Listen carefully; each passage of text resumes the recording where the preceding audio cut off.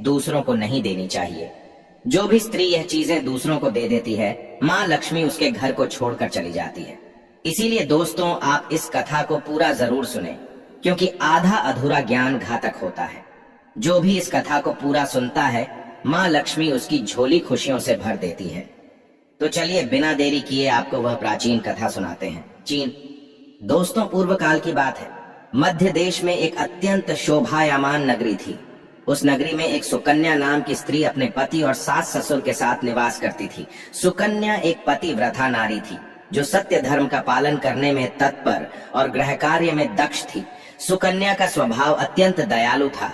वह सदैव दूसरों की सहायता किया करती थी। सुकन्या का पति संजय एक वैश्य था। उसकी अनाज की एक दुकान थी। वह बाजार में लोगों की जरूरत की चीजें बेचा करता था। सुकन्या अपने पति से बहुत अधिक प्रेम करती थी। वह अपने पति को ही परमेश्वर मानकर उसकी सेवा करती थी।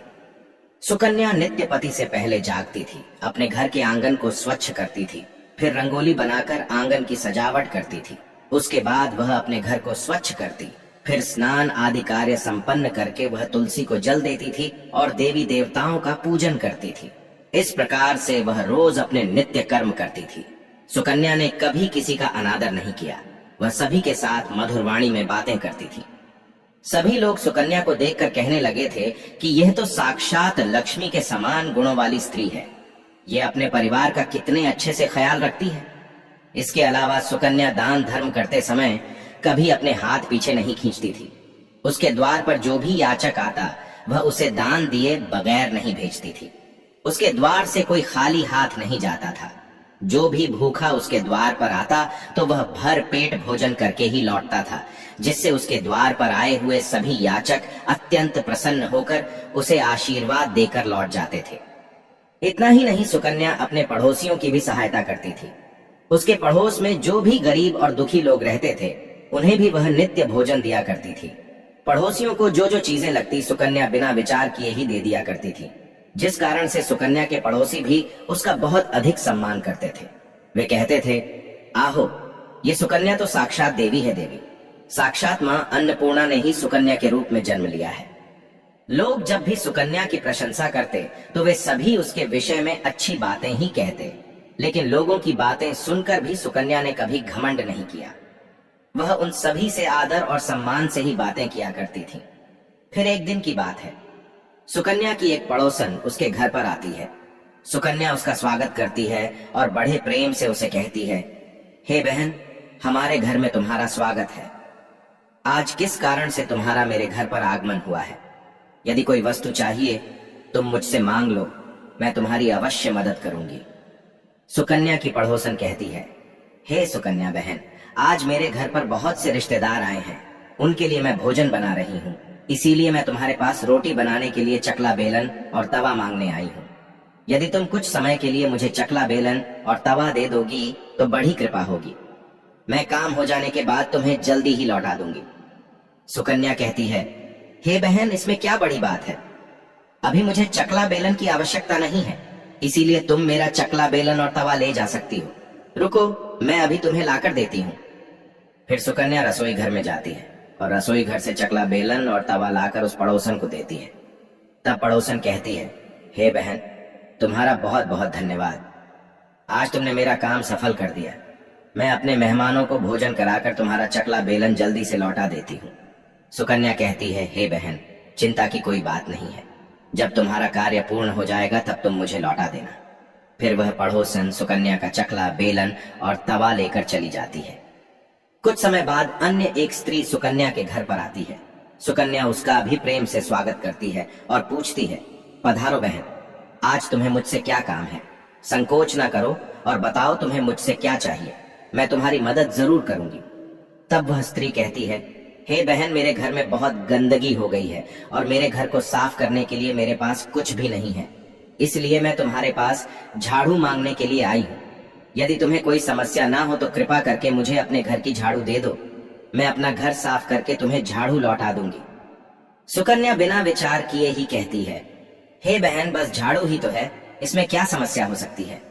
तुम रुको, अभी मैं तुम्हें अपने घर की झाड़ू लाकर देती हूँ। इतना कहकर सुकन्या घर के अंदर जाती है और झाड़ू लेकर आती है और उस स्त्री को दे देती है। वह स्त्री सुकन्या के घर की झाड़ू लेकर चली जाती है। फिर कुछ देर बाद अन्य एक स्त्री सुकन्या के घर पर आती है। सुकन्या उसका भी बड़े प्रेम से स्वागत करती है। सुकन्या कहती है, पधारो बहन, क्या बात है, आज मेरे घर पर किस कारण से आना हुआ? तुम्हें जो कुछ भी चाहिए निसंकोच होकर कहो, मैं तुम्हारी सहायता करने का प्रयास अवश्य करूंगी। तब वह स्त्री कहती है, हे सुकन्या बहन, तुम बड़ी दयालु हो। मैंने तुम्हारे बारे में बहुत सुना है और तुम सभी की मदद करती रहती हो, इसीलिए मैं तुम्हारे पास एक छोटी सी मदद मांगने के लिए आई हूँ। सुकन्या कहती है, हे बहन, संकोच ना करो, तुम्हें जो कुछ भी चाहिए मांग लो। यदि मेरे बस में होगा तो मैं मना नहीं करूंगी, मैं तुम्हारी सहायता अवश्य करूंगी। तब वह स्त्री कहती है, हे सुकन्या बहन, आज मेरी बेटी को देखने के लिए लड़के वाले आ रहे हैं, इसीलिए मैं चिंता में हूँ। मेरे पास पहनने के लिए एक भी गहना नहीं है, तो मैं अपनी बेटी को क्या दूं? उसके पास पहनने के लिए अच्छे वस्त्र भी नहीं है, इसीलिए कृपा करके मुझे आप थोड़े गहने और वस्त्र उधार में दे दीजिए। केवल एक दिन के लिए जब लड़के वाले देखकर चले जाएंगे तो मैं तुम्हारे गहने लौटा दूंगी। उस पड़ोसन की बात सुनकर सुकन्या कहती है, बस इतनी सी बात? हे बहन, तुम चिंता मत करो, तुम्हारी पुत्री मेरी छोटी बहन के जैसी है, उसकी सहायता मैं अवश्य करूंगी। मैं अभी तुम्हें मेरे गहने और साड़ी देती हूँ, जिसे पहनकर तुम्हारी पुत्री राजकुमारी लगेगी। फिर सुकन्या अंदर जाती है, गहने और साड़ी लेकर आती है और उस पड़ोसन को दे देती है। वह पड़ोसन प्रसन्न होकर सुकन्या के गहने और साड़ी लेकर चली जाती है। फिर शाम हो जाती है और अन्य एक पड़ोसन सुकन्या के घर पर आती है। सुकन्या उसका भी बड़े प्रेम से स्वागत करती है और कहती है, पधारो बहन, आज किस कारण से मेरे घर पर आना हुआ? बताओ, मैं तुम्हारी किस प्रकार से सहायता कर सकती हूँ? तुम्हें जो कुछ चाहिए निसंकोच होकर कहो, मैं तुम्हारी मदद जरूर करूंगी। वह पड़ोसन कहती है, हे सुकन्या बहन, तुम बड़ी दयालु हो और तुम सभी की मदद करती हो, इसलिए मैं तुम्हारे पास आई हूँ।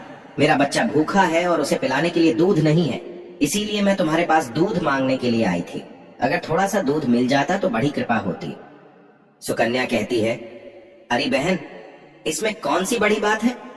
लो, अभी मैं तुम्हें दूध दे देती हूँ।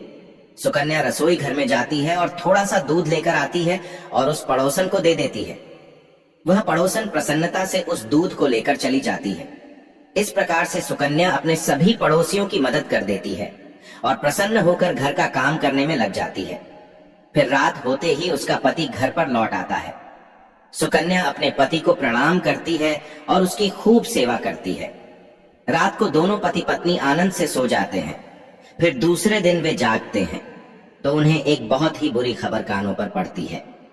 एक आदमी दौड़ते हुए सुकन्या के घर पर आता है और सुकन्या के पति से कहता है, हे भाई, कल रात को किसी ने आपकी दुकान लूट ली है, सारा माल गायब है। सुकन्या का पति एकदम से घबरा जाता है और दौड़ते हुए अपनी दुकान पर जाता है तो देखता है उसका सारा माल किसी ने लूट लिया है। वह देखता है कि उसके दुकान में रखा हुआ सारा धन भी चोरी हो चुका है। वह दुखी और निराश होकर घर पर लौटता है और सुकन्या को सारी बात बताता है, जिसे सुनकर सुकन्या बहुत दुखी हो जाती है। सुकन्या कहती है, आप चिंता न कीजिए जी, हमारे घर में अभी बहुत सारा धन रखा हुआ है, जिससे आप फिर से व्यापार शुरू कर सकते हैं। फिर सुकन्या अपने घर की तिजोरी में देखती है तो वह भी पूरी तरह खाली दिखाई देती है। उसके अंदर का भी सारा माल अब चोरी हो चुका था। यह देखकर सुकन्या बहुत दुखी हो जाती है। उसे समझ में नहीं आता कि यह कैसे हुआ। सुकन्या का पति उस पर बहुत क्रोधित हो जाता है और पूछता है, सुकन्या, सच सच बताओ, हमारे घर के अंदर रखा हुआ सारा पैसा कहाँ गया? सुकन्या कहती है, हे स्वामी, मैं घर पर ही थी, सारा धन तिजोरी में ही था, किसने इसे चुरा लिया? पता नहीं, कृपया आप शांत हो जाइए, हम कोई ना कोई उपाय जरूर ढूंढ लेंगे। सुकन्या का पति कहता है, ये जो तुम दूसरे लोगों को घर पर बुलाकर खिलाती हो, अनजान लोगों को घर में बुलाती हो, उसी का फल है ये। उन्हीं में से किसी ने हमारे घर का सारा पैसा चुरा लिया है। क्रोध में आकर सुकन्या का पति उसे भला बुरा कहता है। सुकन्या की सास भी उसे बहुत कोसती है और कहती है, तुम ही इन पड़ोसियों को घर की चीजें देती रहती हो, बिना सोचे किसी की भी मदद कर देती हो। उन्हीं में से किसी ने सारा पैसा चुरा लिया है। घर के सभी लोग सुकन्या को भला बुरा कहने लगते हैं। फिर सुकन्या अपने पति को दिलासा देते हुए कहती है, हे नाथ, मैंने मेरे कुछ गहने हमारी पड़ोसन को दिए हैं, मैं उसके पास से गहने लेकर वापस आती हूँ।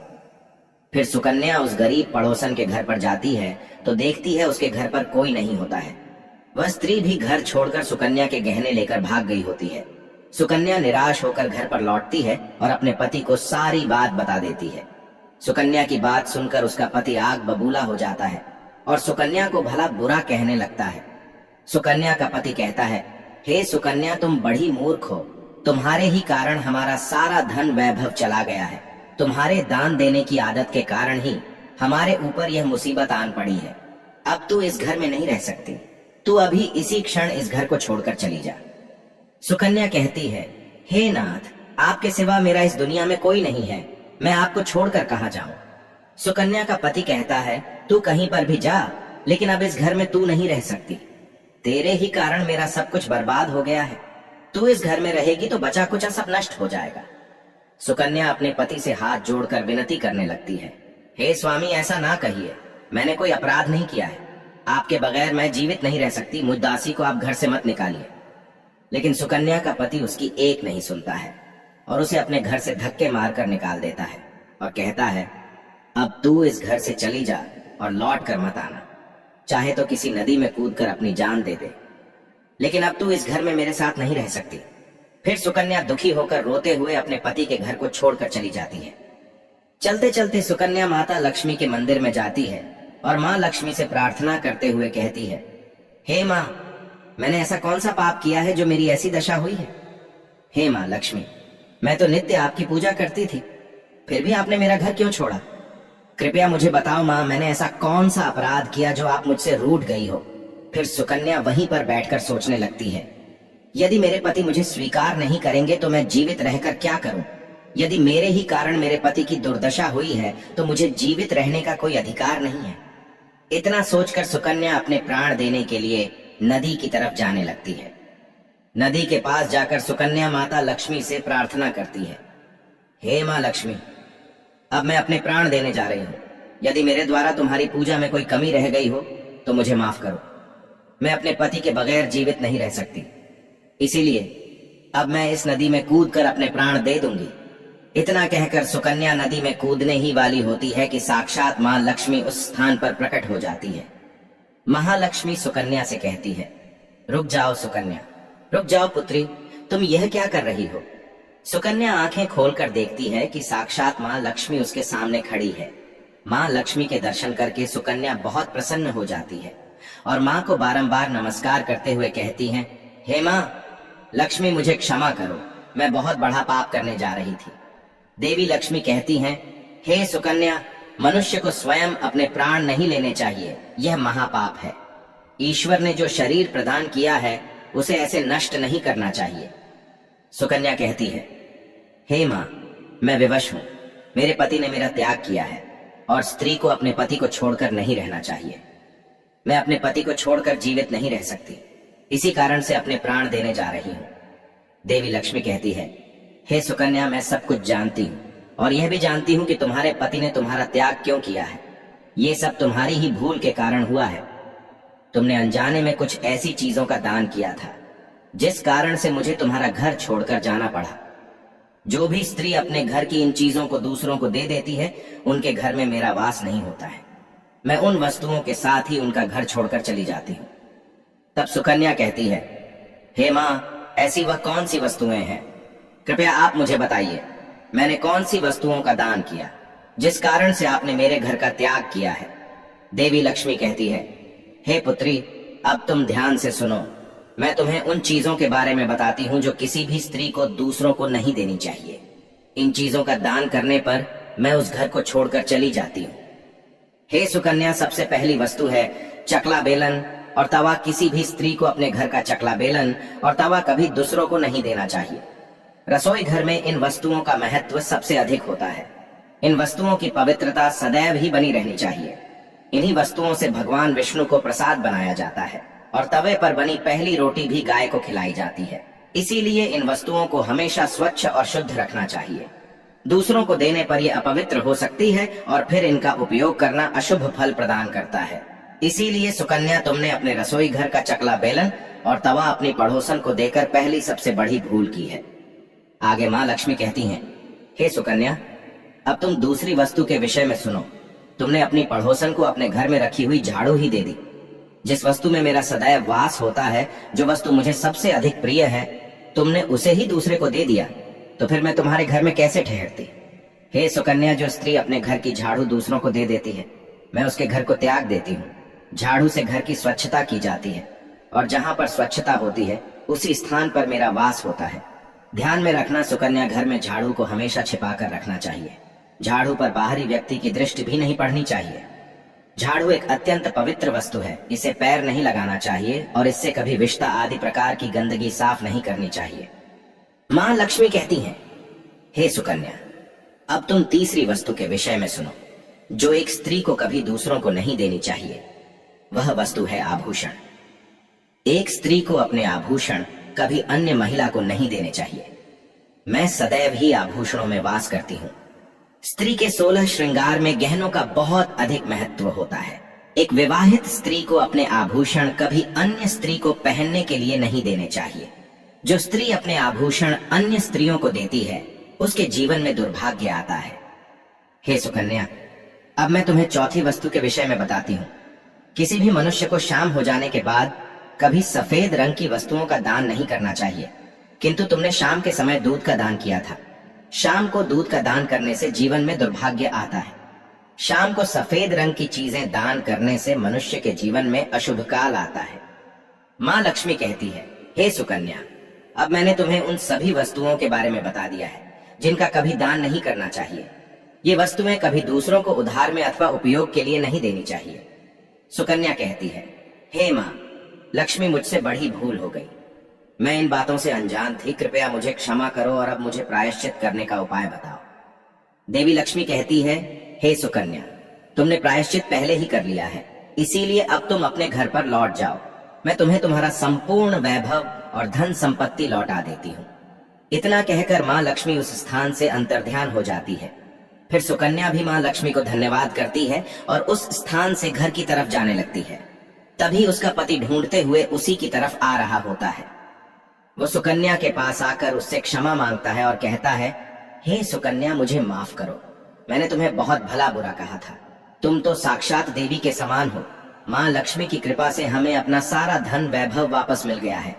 जिन लोगों ने हमारा धन लूटा था, उन सभी ने हमारा धन हमें लौटा दिया और तुम्हारा नाम लेते हुए क्षमा मांग ली है। यह सुनकर सुकन्या बहुत प्रसन्न होती है और अपने पति के साथ घर पर लौट जाती है।